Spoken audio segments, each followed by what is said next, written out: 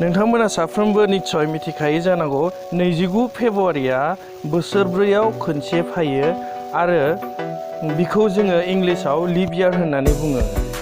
नाथाय बे बोसोरब्रैयाव फैनायनि जाहोना मा बेखौ जों दिनै बे भिडिअआव नायगोन।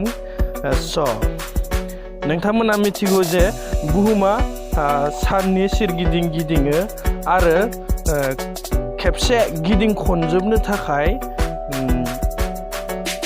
बुहुमनो 365 दिन आरो 6 घन्टा नांगौ जायो।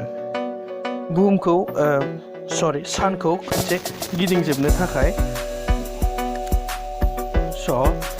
से बोसोराव जोङो 365 दिनखौल'सो हिसाब खालामो एज ए केलेन्डार। नाथाय बे जोंहा जि 6 घन्टा थालांनाय बियो जोंहा उनथिं थालांबाय थायो। आरो दा सोंलुआ बेनो जाबाय जे जोंहा बे जि थालांबाय थानाय 6 घन्टा बियो मा जायो। जों मोनफ्रोमबो बोसोरनि 6 घन्टाखौ दिनलांबाय हायो आरो जों बेनि हिसाबखौ उनाव खालामो। मोनफ्रोमबो बोसोरनि थालांनाय 6 घन्टाखौ जों दाजाबनानै बोसोरसेयाव 6 घन्टा 6 घन्टा 6 घन्टा 6 घन्टा बेखौ दाजाबनानै जोंहा फैयो गासैजों 24 घन्टा। 24 घन्टा होनोब्ला जोंहा फुरा सानसे जायो आरो बे दिनखौ जोङो फेब्रुवारिनि 29 तारिखजों लगायनाय जायो। बिनिखायनो मोनफ्रोमबो 4 बोसोरनि उनाव 29 फेब्रुवारिया फैयो।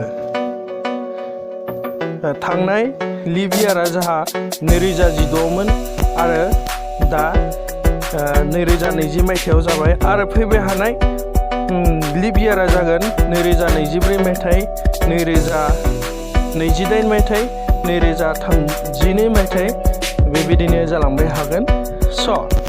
नोंथांमोना दिनै मोजाङै मिथिनो मोनबाय आरो मोनसे इन्टारेस्टिं होननांगोन जे जायहा 29 फेब्रुवारियाव जोनोम जायो बिथांमोना माबोरै बार्थडे सेलेब्रेट खालामो।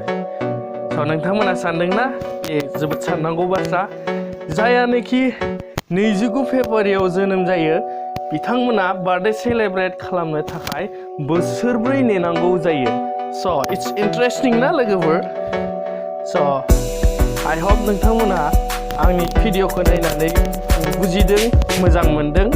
बिनिखाय नोंथांमोननिसिम नायनायनि थाखाय जोबोद जोबोद साबायखर थाबाय आरो लोगोसे नोंथांमोना आंनि चेनेलखौ दिनैसो नायदोंब्ला अन्नानै साबस्क्राइब खालामगोन आरो लोगोसे बेल आइकनखौ दाबायगोन जाहाथे आं गोदान भिडिअ बनायनाय लोगो लोगोनो नोंथांमोननि सिगाङाव नटिफिकेसना सहैयो। नोंथांमोननिसिम गोजोननाय बावहरबावनाय थाबाय।